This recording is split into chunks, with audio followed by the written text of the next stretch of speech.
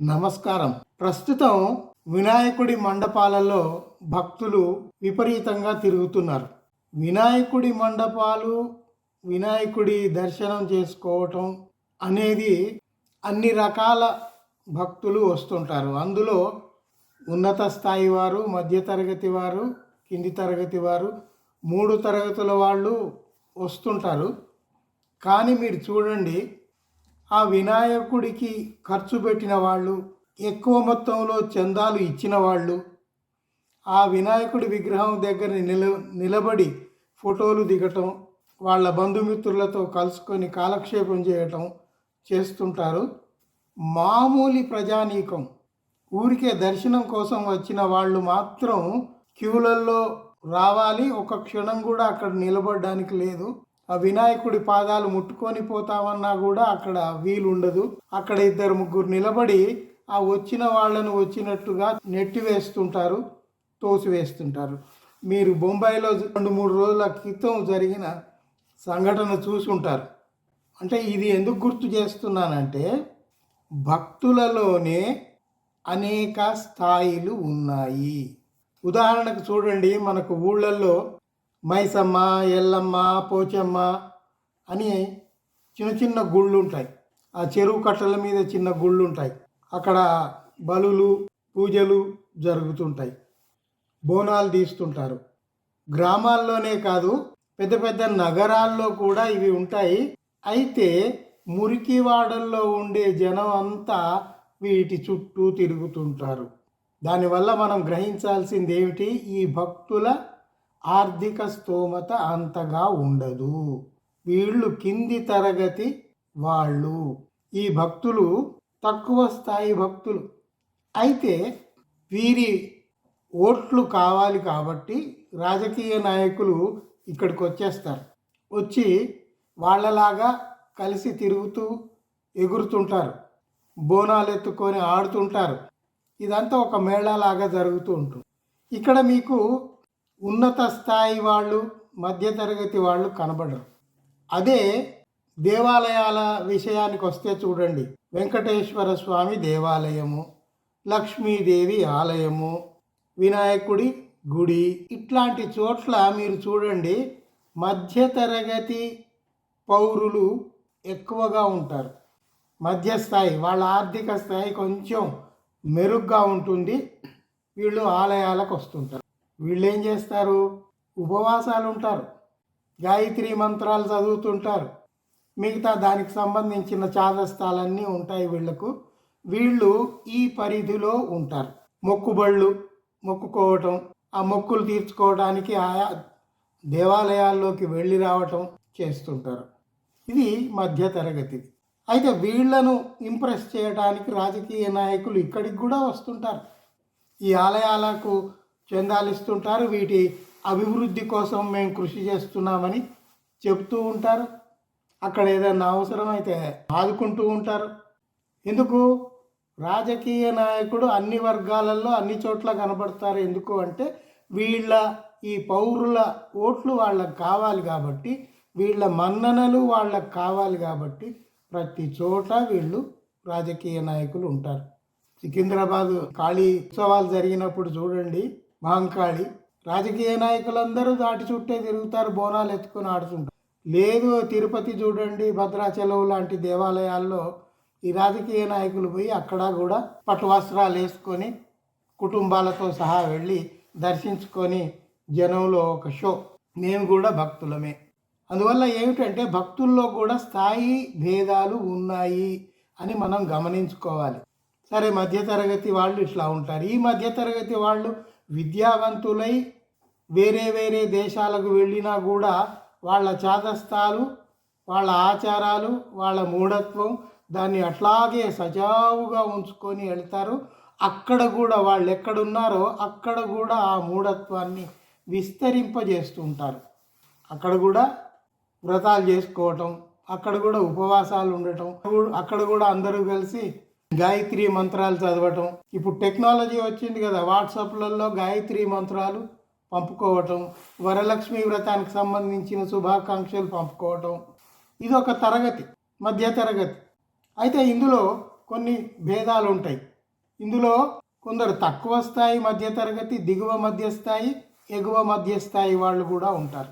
ఇంకొక విషయం చూడండి, ఈ వినాయక మండపాల్లో కొంచెం ఒక 20-30 ఏళ్ల కింద మామూలుగా ఉన్నవాళ్ళు ఏదో ఒక వ్యాపారం చేసో లేకుంటే కాంట్రాక్ట్స్ చేసో డబ్బులు వస్తే ఆ డబ్బులు తెచ్చి ఇక్కడ వినాయకుడి లడ్డు కొని మేము కూడా పెద్దవాళ్ళం అయిపోయాము, ఉన్నత వర్గంలో మేము చేరిపోయాము అని భుజాలు ఎగరేసుకుంటుంటారు. గొప్ప సామాజిక సేవ చేస్తున్నామని భావిస్తూ ఉంటారు. వినాయకుడి లడ్డు వేలం పాటలో కొని పంచిపెట్టడం సామాజిక సేవ కాదు, మూఢత్వానికి పరాకాష్ట. తెలుసుకోవాలి. నువ్వు అగ్రవర్ణం వాడివా, శూద్రుడివా, దళితుడివా, అవి మీరు ఆలోచించుకోండి. కానీ మీరందరూ కలిసి ఏం చేస్తున్నారు? ఆ బ్రాహ్మణవాదానికి భజన చేస్తున్నారు. వాడెప్పుడో పెట్టిన విధానాల్ని మీరు అనుసరిస్తున్నారు అంటే దాని అర్థం ఏమిటి? పోనీ మిమ్మల్ని ఏమన్నా వాళ్ళు మనుషులుగా గుర్తిస్తున్నారా? లేదే. మీ మీద జరిగే దాడులు ఆగట్లేదు, మిమ్మల్ని చిన్న చూపు చూడటం ఎక్కడ ఆగట్లేదు. మరి మీరెందుకు ఆ బ్రాహ్మణిదానికి భజన చేస్తూ తిరుగుతున్నారు? మీకు మీరు ఆలోచించుకోవాలి కదా. సరే, మనం ఇప్పటిదాకా కింది తరగతి మైసమ్మ, పోచమ్మ దగ్గరే తిరిగే భక్తుల గురించి మాట్లాడుకున్నాం. తర్వాత వెంకటేశ్వరుడు, వినాయకుడు, లక్ష్మీదేవి లాంటి దేవాలయాల్లో తిరిగే మధ్యతరగతి, దిగువ మధ్యతరగతి, పై మధ్యతరగతి భక్తుల గురించి కూడా మాట్లాడుకున్నాం. ఇంకొక స్థాయి ఉంది, వాళ్ళు చాలా ఉన్నత స్థాయి భక్తులము అని అనుకుంటారు. వీళ్ళేమిటంటే వీరు సరాసరి మేము దైవదూతలము అని చెప్పుకునే బాబాల దగ్గరికి, గురువుల దగ్గరికి, స్వాముల దగ్గరికి పోయి భజనలు చేస్తుంటారు. వాళ్ళే గొప్ప ఆధ్యాత్మికవేత్తలమని భ్రమలో ఉంటారు. అసలు ముందు ఆధ్యాత్మికత అంటే ఏమిటిరా, తాత్వికత అంటే ఏమిటి, వాటి అర్థాలు తెలుసుకోవాలి కదా. అవి కాకుండా ఎవడో చెప్తాడు నేను ఫలాంది, నేనే సద్గురు అని అంటాడు. వాడి దగ్గరికి పోయి వాడేదో కాస్త మంచి ఇంగ్లీష్లో ఉపన్యాసాలు చెప్తే పోయి నోరు వెళ్ళబెట్టుకొని కళ్ళు విప్పారించి వాడిని చూస్తూ పరవశించిపోతూ ఉంటారు. ఇది మూఢత్వమే. మనకు మైసమ్మ, పోచమ్మ దగ్గర కనబడేది అజ్ఞానం, అమాయకత్వం. ఇక్కడ కనబడేది ఇది అజ్ఞానమే, అహంకారం. నాకు అన్నీ తెలుసు అనే అహంకారం. వీడికి ఏమీ తెలియలేదు, వాళ్లకు అసలే తెలియదు. విద్య ఉండదు, అవగాహన ఉండదు, ప్రపంచ జ్ఞానం ఉండదు. సరే, వాళ్లను అట్లా ఉండనియండి. మరి వీడికి ఏమైంది? వీడికి విద్య ఉంది, గొప్ప ఉద్యోగం ఉంటుంది, దేశ విదేశాలు తిరుగుతూ ఉంటాడు, కనీసమైన పరిజ్ఞానం ఉండదు. మనం ఏమిటి, మన జీవితం ఏమిటి, మనం 21వ శతాబ్దంలోకి ఎట్లా వచ్చాము? ఎవడో ఒక ఈడియట్, వాడు ఒక గురువునని ప్రకటించుకుంటే వాడి దగ్గర కూర్చొని నువ్వు వాడు ఏదో ఇంగ్లీష్లో 4 మాటలు మాట్లాడితే వింటూ ఉంటావా? అది కరెక్టేనా? సబబేనా? మీ మూర్ఖుల వల్లనే కదా అంతమంది బాబాలు వస్తున్నారు. వాళ్ళు ఏం చేస్తున్నారు మీరు ఒక్కసారి చూడండి. ఆదివాసీల భూములు ఆక్రమించుకుంటున్నారు, మహిళల్ని లైంగికంగా వేధిస్తున్నారు, వాళ్ళ మీద కేసులు ఉంటాయి, విదేశాలకు పారిపోయి మళ్ళీ వస్తుంటారు. ఇవన్నీ మీ కళ్ళ కనబడుతులేవా? వార్తలు చూడట్లేదా? అయినా కూడా వేలం వెర్రిలాగా ఆ గురువుల వెంట, బాబాల వెంట, స్వాముల వెంట పరిగెత్తుతూ మీకు మీరే మేము ఒక గొప్ప భక్తులము అని ఎందుకు అనుకుంటున్నారు? స్పిరిచువాలిటీకి సంబంధించిన పుస్తకాలు చదువుతూ ఎక్కడికో వెళ్ళిపోయాము అనుకుంటారు. రండి, భూమి మీదికి రండి, వాస్తవంలోకి రండి, జీవితంలోకి రండి, చుట్టూ చూడండి ఏం జరుగుతుంది, దేశంలో ఏం జరుగుతుంది, ప్రపంచంలో ఏం జరుగుతుంది, ఎక్కడ ఎన్ని యుద్ధాలు జరుగుతున్నాయి, ఎంత మారణకాండ జరుగుతుంది. మీ బాబాలు, గురువులు, సద్గురువులు ఎవడు ఒక్కడు పోయి ఆపలేడే. మరి ఎందుకు వాళ్ళ తాత్వికత, వాళ్ళ స్పిరిచువాలిటీ, స్పిరిచువల్ పవర్ అని చెప్పుకునే ఈడియట్స్ వాళ్ళ చుట్టూ తిరిగే వాళ్ళని మిమ్మల్ని ఇంకేమనాలి? అందువల్ల మనము కొంతవరకు ఆ తక్కువ స్థాయి భక్తుల్ని మనం క్షమించవచ్చు. ఎందుకంటే వాళ్లకు అవగాహన ఉండదు, చదువు ఉండదు, ఒక చిన్న ప్రపంచంలో బతుకుతుంటారు. కానీ పైకి ఎదుగుతూ ఉన్న వాళ్లకు ఏమైంది? మెదళ్ళు మూసుకొని ఎందుకు బతుకుతున్నారు? సరే, కళ్ళు మూసుకుంటే మన కళ్ళెదుట ఉన్నది కనబడదు. అసలు మెదడే మూసుకుంటే ఇంకా స్పృహలోనే ఉండం. ఊరికే బయాలజికల్గా జీవించి ఉంటారు కానీ దే ఆర్ డెడ్. ఇప్పుడు నీ మెదడును నువ్వు సక్రమంగా పనిచేయనివ్వకుండా నిన్ను నువ్వే అడ్డుకుంటున్నప్పుడు దాని అర్థం ఏమిటి? You are no more a human being కదా. నువ్వు మనిషివైనప్పుడు, వివేకంతో విజ్ఞతతో ఆలోచించినప్పుడు, కొన్ని ప్రశ్నల్ని సంధించగలిగినప్పుడు, వాటికి సమాధానాలు నువ్వు చెప్పుకోగలిగినప్పుడు అప్పుడు నువ్వు మనిషివి. నిన్ను నువ్వు మనిషివిగా నువ్వు గుర్తించుకో. అంతవరకు నువ్వు ఏ స్థాయిలో ఉన్నా కూడా మూర్ఖుడివే. అసలు భక్తి అంటేనే మూఢత్వం కదా. నువ్వు ఏ స్థాయి భక్తి, ఎక్కడున్నావు? ఎందుకు? ఎక్కడున్నా కూడా మూఢత్వమే, ఎక్కడున్నా అజ్ఞానమే. కానీ ఊరికే విషయం అర్థం చేసుకోవడానికి మన మధ్యలో ఎన్ని రకాల భక్తులు ఎట్లా విభజింపబడి ఉన్నారు, వాళ్ళు ఏమేం చేస్తున్నారు అనేది మాట్లాడుకోవటానికి నేను ఈ 4 మాటలు మీకు ఉదాహరణలుగా చూపెట్టాను.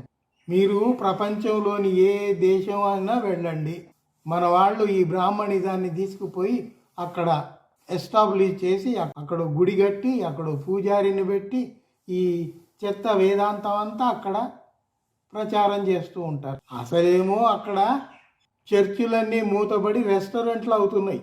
ఈ మతం అనేది మనకు మనిషికి పనికిరానిది అని దాన్ని వదిలేసి మనం మనుషులుగా పుట్టాం, మనుషులుగా ఉందాం, మనందరినీ మనుషులుగా గుర్తించుకుందాం అనే అవగాహనతో మానవవాదుల సంఖ్య పెరుగుతూ ఉంటే ప్రపంచంలో ఏం జరుగుతుందో తెలుసుకోకుండా ఇంకా ఇక్కడ ఇన్ని రకాలుగా విభజింపబడి భక్తులు పేటరేగిపోతున్నారు. శోభాయాత్రలు. ఇక్కడ ఇంకొక విషయం కూడా చెప్పాలి. తెలంగాణలో పొల్యూషన్ బోర్డు ఒక ఆర్డర్ ఇచ్చింది. నిమజ్జనానికి మీకు మీరే గుంతలు తవ్వుకొని నిమజ్జనాలు చేసుకోండి. టెంపరీగా గుంతలు తవ్వుకోండి, నీళ్ళలో నింపుకోండి, మీరు అక్కడ నిమజ్జనం చేసుకోండి. అంతేగాని పబ్లిక్ వాటర్ బాడీస్, ప్రజలకు సంబంధించిన చెరువులు, కుంటలు, నదులు ఇట్లాంటివన్నీ ఉపయోగించకూడదు అని ఆర్డర్ పాస్ చేసింది. దాన్ని మనం ఆహ్వానిద్దాం. ఎవరి అభిప్రాయాలు ఎలా ఉంటాయి వాళ్ళు వాళ్ళ దగ్గర పెట్టుకోవాలి. అంతేగాని నాకు ఫలాని నమ్మకం ఉంది కాబట్టి నేను ప్రజలందరికీ సంబంధించిన చెరువు పాడు చేస్తా, దాన్ని పూర్తి చేస్తా, దాన్ని కాలుష్యమయం చేస్తా అంటే ఇంకా ఎక్కువ కాలం సాగదు. ఇప్పటి వరకు ప్రభుత్వాలు కూడా మూఢత్వంలోనే ఉన్నాయి, ప్రభుత్వ నాయకులు కూడా మూఢత్వంలోనే ఉన్నారు. కాబట్టి సరే జరుగుతూ ఉంది. దానికి తోడు 10 ఏళ్లుగా మూర్ఖపు ప్రభుత్వం, మూర్ఖపు పాలకులు కేంద్రంలో అధికారం చేపట్టారు కాబట్టి సరే కొన్ని విషయాలు జరుగుతూ వస్తున్నాయి. కానీ ఇది ఇంకా ఎంతో కాలం సాగదు. మనుషులం అందరము మానవీయ విలువలతో ముందుకు పోవాల్సిన అవసరం వచ్చింది. మతానికి సంబంధించిన అంశాలు అంటారా, అవి వాళ్ళ వ్యక్తిగతము, వాళ్ళ ఇళ్లకు పరిమితమై ఉంటే మంచిది. వాటిని పబ్లిక్ లైఫ్లోకి తేకుండా వాళ్ళ ఇళ్లల్లో, వాళ్ళ మనసుల్లో వాళ్ళు ఏమనుకుంటారో అంతవరకే ఉంచుకోవాలి. వాటిని ప్రచారార్భాటాలతోటి, శోభాయాత్రలతోటి జనాల మీద దాడులు చేస్తూ చేయకూడదు. వాటిని మనం తప్పకుండా నిరసిస్తూనే ఉండాలి. ప్రస్తుతానికి ఇంతే. సెలవు.